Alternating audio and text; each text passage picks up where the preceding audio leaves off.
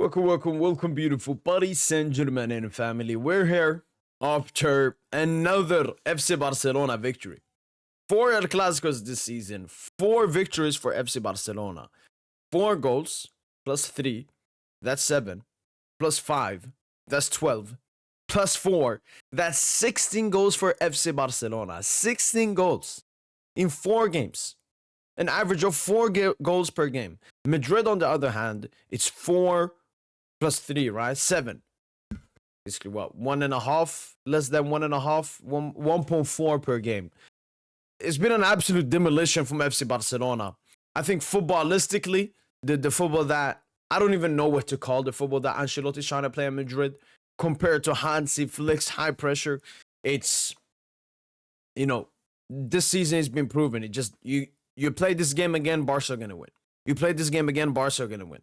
And, this is also coming at times where potentially Barca could have lost. The first El Classico was straight after Barca putting a very great performance versus Bayern in the Champions League. That was a potential time Madrid could lose. Barca could lose.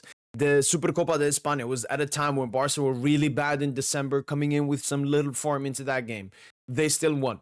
The other game, right before the Inter Champions League games, which obviously was a bigger priority for Barca, they still won. This game, coming in after the defeat from the Champions League versus Inter Milan, still winning this game.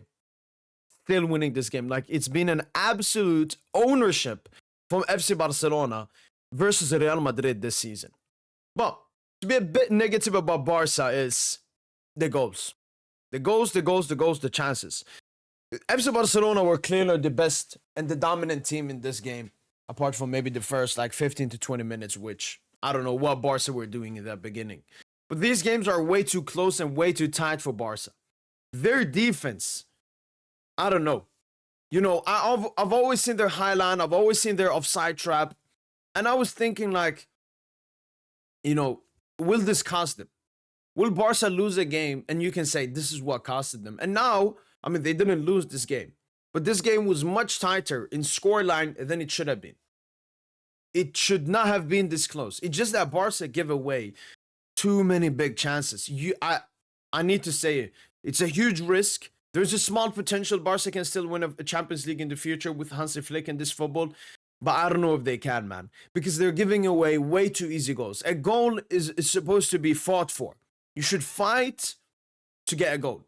But when you play Barca, you don't have to fight. It's all about just waiting for a ball loss. They're doing their offside trap. And that's exactly what happened for the Mbappe hat-trick goal. Inigo lost the ball lost from Barcelona, and bomb one pass and it's a goal. That's something that Flick has to work on next season. I think Barca can still play a high line, which every big team does.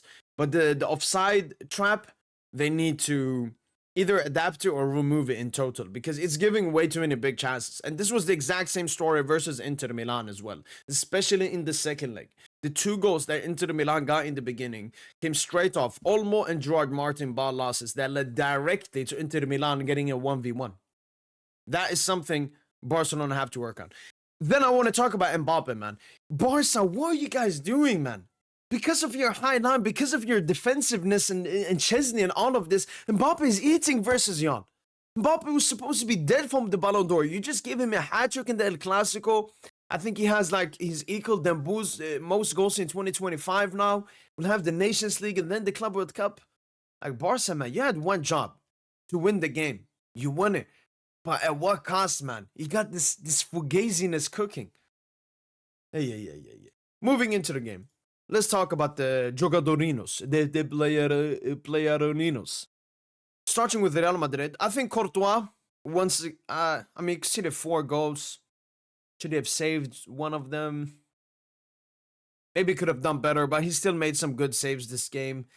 I've said my opinion. I think ever since coming back from the injury last season, Courtois, he's just going down.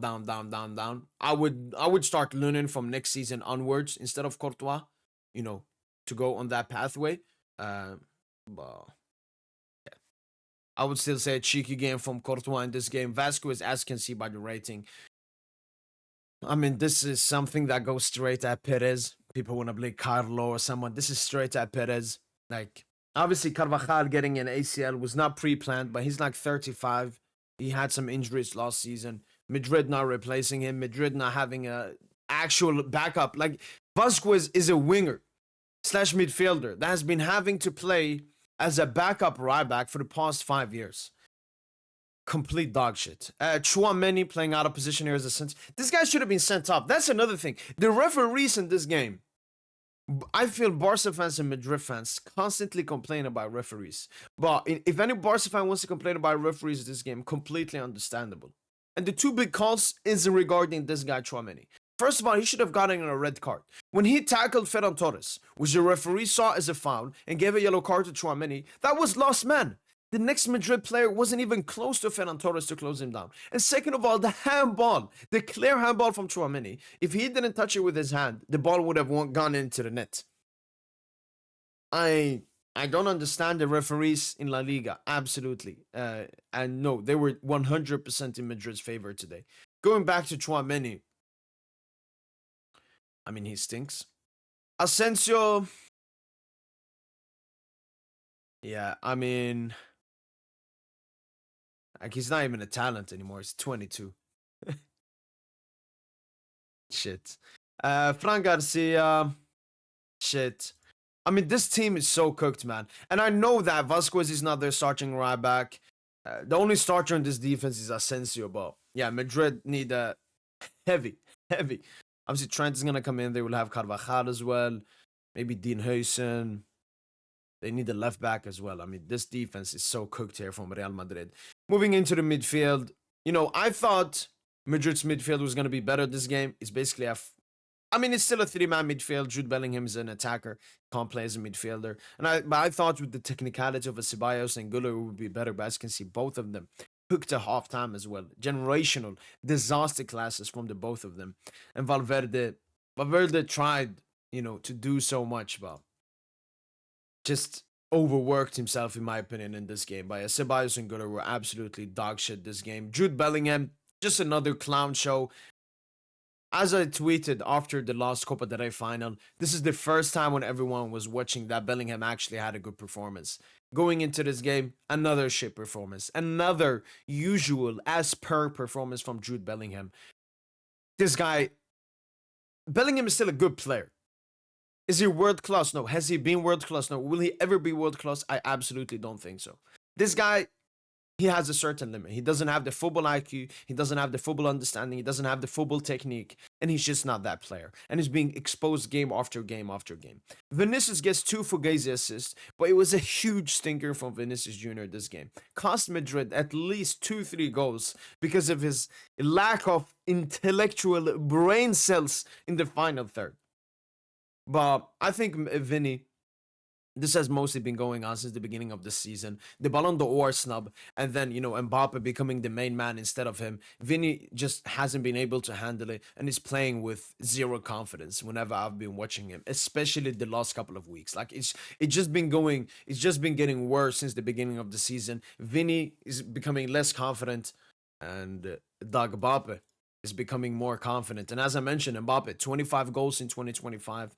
I mean, Dembouz has 26, but that's 1 goal with France, 25 for club for Mbappe as well. And he's been scoring a lot of goals this season. This is a huge hat-trick in a big game. Obviously, very easy goals because Barca defend like fucking a relegation battling side, but yeah, he gets a hat-trick. Error that led to goal. Did he? What goal? Yamal goal? Rafinha goal? I don't know which one they're talking about, but Mbappe gets a hat-trick. Obviously, Ronaldo played like 20 El Clasicos, not a single hat-trick. Mbappe, his 4th El Classico, scores a hat-trick and has an impressive goal scoring. I mean, he scored 3, 1, and then only 1 that time, yeah. He scored 5 goals in El Clasicos this season. So, yeah. But, yeah, fuck Barca's defense for giving Mbappe some air in this Ballon d'Or competition. Moving on to Szczesny. Once again, sweeper keeper doing his job. The pen to Mbappe, I don't blame it on Szczesny. I mean, he got to do what he got to do.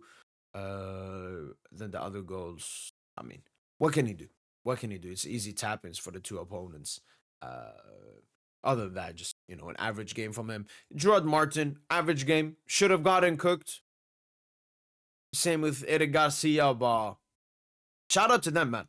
Because they've come in with Kunde and Balde injuries and they've done a decent job. Exactly what you expect from backups, both for him and Eric Garcia. A very great goal. Very great goal once again from Eric Garcia. Goal versus Inter and goal here. Kubarsi, another stinker when it really matters. I think it's pretty much over for Golden Boy for Pau Kubarsi. I know that he has the Nations League coming up as a centre back. If he doesn't score or does anything amazing, I think it's already done. I think it was already done when Due started cooking that Due was going to win the Golden Boy, but with Kubarsi putting in disaster classes in the biggest games for Barca this season, I mean, it's even more clearer. Inigo Martinez, some bozo moments as well. Obviously, cost the third goal for Madrid. Average. De Jong, I felt both De Jong and Pedri dominated this game. That's how Barca were so good this game. Their midfield double pivot compared to this double pivot or this midfield, just that was the difference maker. So I felt De Jong and Pedri at least 8.5 from each of them. Very great game from them. De Jong controlling the game, Pedri too. Very good game from them. Lamine Yamal, I think he was really great. Potentially man of the match. I'll put Yamal alongside the two midfielders of Barca. I think them three performed really well this game and was the reason Barca was cooking this game. Olmo, it's another stinker in a big game. Some question marks on Dani Olmo. Never saw him this game. Rafinha, just as he always does. Quiet game, ghosting. Very runs in behind actually this game with the space that Madrid were giving at moments. But I guess the two goals, continues his. Nah, he's not going to win the Ballon d'Or. And then Ferran Torres, last but not least, 3 assists. Very impressive from Ferran Torres, squad player, taking more responsibility this season. And yeah, he's been good in all. Well, El Classico, no, Copa del Rey final got a goal. Inter first leg got a goal. And then this game, hat-trick of assists. The only game he was bad in was obviously the second leg versus Inter Milan. So he's done a good job coming in with the Leva injury, just as Martin and Eric Garcia have done for Kunde and Balde's injuries. But yeah, that's basically the thoughts about the game. FC Barcelona are 7 points ahead of the league with 3 games remaining. They have won La Liga. Kylian Mbappe officially goes trophyless this season. It's a joy, but it's obviously not a joy seeing this Barca team. But I mean, Barca out of the UCL, so I got my joy. Yamal, Rafinha, Mbappe, all players that are competing with them, boost for the Ballon d'Or, all got something in this game. It was an offensive game, not a defensive game. Madrid's defense stinks. Barca's defense stinks. But yeah, it's been 4 very enjoyable El Clasicos. I've watched all of them apart from the Supercopa de España. And one thing we can take away is Barcelona were completely dominant. And I don't even think... I think in terms of El Clasico, this is the biggest El Clasico ownership ever. Yes, Barca have beaten Madrid 6-2 before, 5-0. Madrid have also beaten Barca. But Barca slapped Madrid 4 times. 4 times. Won the league. Won the Supercopa de España final versus them. And won the Copa del Rey final versus them. I don't think there has ever been a bigger El Clasico ownership than this year. I don't think so at all. I have no clue what happened with the camera there, but hopefully you heard my voice there. I have never seen an El Clasico, a rivalry, a derby matchup this tight as the one we have just seen. It's been complete domination to FC Barcelona. They are, in my opinion, the deserved La Liga winners. It should have probably been easier for Barca if they didn't fumble the bag for those 2 games in the November-December period. But yeah, they move on. Obviously, Mbappe at the moment, I think he's top on Pichichi, 27 goals. Lewandowski, 25, 3 games to go. Leva should be back for the next upcoming games, but I think Mbappe has forgated himself a Pichichi. But that's basically it for my thoughts. Barca get the 3 points. Barca get the victory. Yeah, that's been it from Boy PSG. And as usual, allez, allez, allez Paris.